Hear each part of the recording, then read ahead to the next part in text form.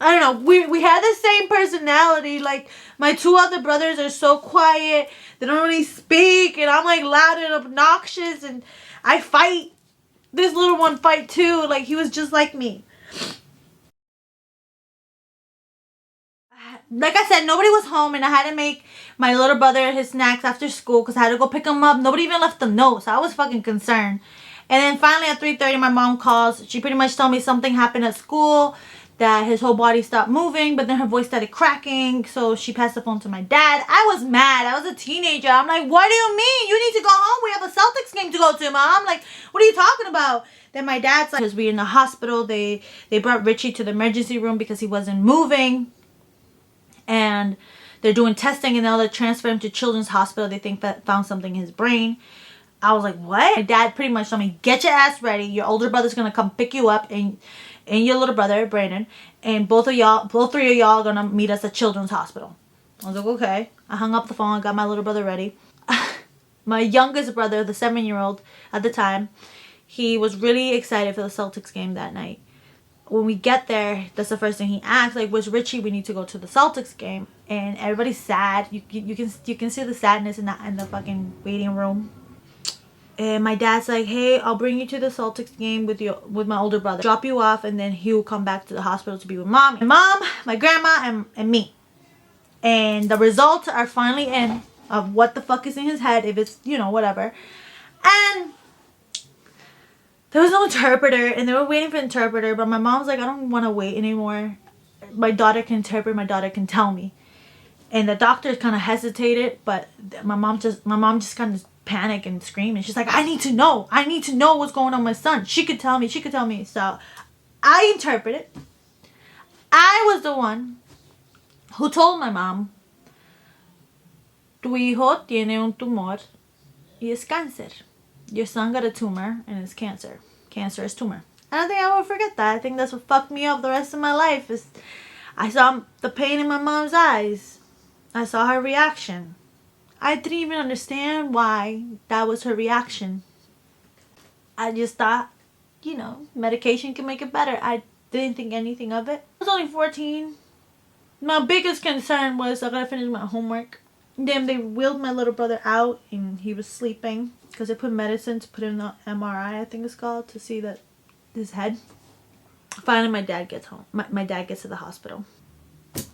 They started crying and crying. It was my dad that finally the fucking interpreter came, and it was cancerous. They really had nothing to do about it but radiation to make it go smaller and to give him more time to live. Fast forward to September of 2010. He already has 5th birthday. He already is 5 years old. He turned 5 on February 5th. He was looking puffy and all that, but now his ability to run is good. Everything's back to normal. And then we went to Disney World for Make-A-Wish. When they do Make-A-Wish, I didn't know that the Make-A-Wish, because it's their last wish. And we went to Disney World, and it was this cool place for kids who are passing away. And each kid puts a star with their name in this big ceiling, and there's like stars everywhere. And Richie did that. Still there, and they had free ice cream every day, buffet every day. And we lived like in this cartoon house. It was really cool. I didn't know he was gonna die. I think my parents knew, but I don't think I knew. I don't think my little brother, the 7-year-old, knew either. The last week before he died, I remember coming home and my mom saying, go see your little brother. And she was crying. And I didn't understand why she was crying. I was like, okay, I'm going to go see him. The beginning of September. Because the radiation couldn't do anymore, So they tried chemo. He was laying in bed. He couldn't move his arms, his hands. I was 15. This is my beginning of my 10th grade year. He was supposed to start kindergarten, but he didn't make it because he was feeling sick. I hate crying. So I went to go see him, and he had a little truck. And I put on his belly with his hand, and he was playing with, like, I was making him play. And then as soon as I let go, his hand just drops. And like I knew, like, he's dying. That week, we decided to spend so much time with him. Reality still didn't kick in. We went to church that Sunday. It was the last time we went to church. Going, he was crying. Pain is painful. It's growing. It's like a headache. So my mom didn't want to see him in pain no more, but she didn't want to bring him to the hospital because she knew he wasn't in the hospital. Like, that's it. My older brother moved out. You know, I'm the only one who speaks English. So, let's call the nurse. There was an on-call nurse for him. We called the nurse. They checked him. And there's no interpreter there. It's just me again. And I had to tell my mom that they have to call because they have to call the ambulance. He could die here painfully because it's like a headache. It's like the tumor's growing. It's like eating his brain. I will never forget it. The ambulance comes. I'm telling this to my mom, yo. When I mean this shit fucked me up. It fucked me up for life, bro. Fucking changed this to my mom and my dad because they didn't speak English. Pretty much tell him that we gotta go so he can die peacefully. My dad and my mom went in the ambulance. And they left me, my grandma, and my little brother. I remember they were crying. Shit, this is so sad. So now I called my older brother. I told him, come pick us up. They're going to Children's Hospital. Like, this is like real. Everything's quiet. We see my dad. He comes up to us. He sat us.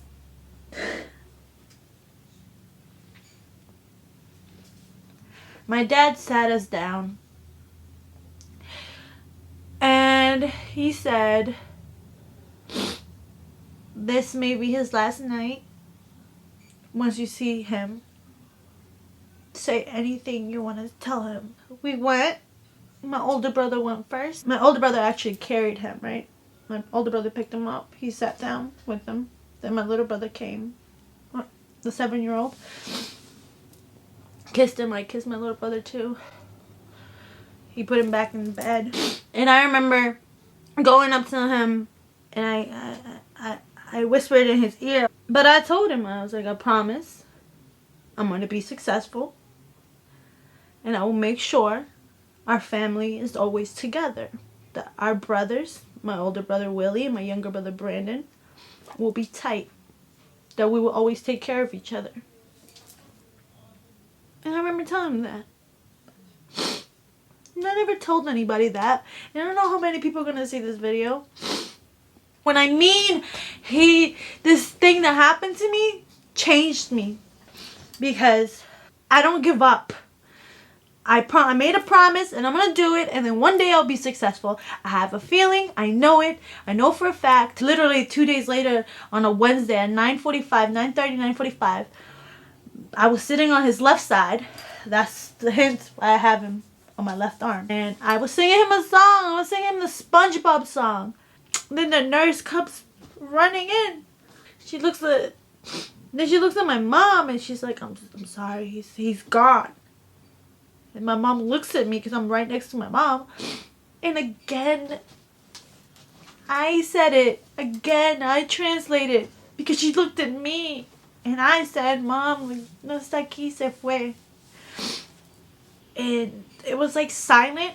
Nobody broke down crying. The nurse left. She said, I'll give you guys a minute. I'll give you guys some time. We just like gathered as a family and looked at him. We said our goodbyes. And I feel like that's the reason I am the way I am now. I'm so like, I try to hide my emotions. I hide my emotions with fucking laughing. It made me stronger. I put a lot into what I want to be in life because I know there's only one life we have, so we can't be crying as much. We gotta be happy. I saw it. I saw everything. I saw the pain. I saw my parents cry. But with me, I felt the most loneliest, I guess. But yeah, that's a little about me. That's the story. There's more details to it, but I don't want to make this fucking video too long. But if you ever experience this way, or you ever want to talk to somebody who went through it, I'm always here. I check my DMs. Anyway, it's your girl Elsa. Thank you for listening to me. And thank you for coming to see the story.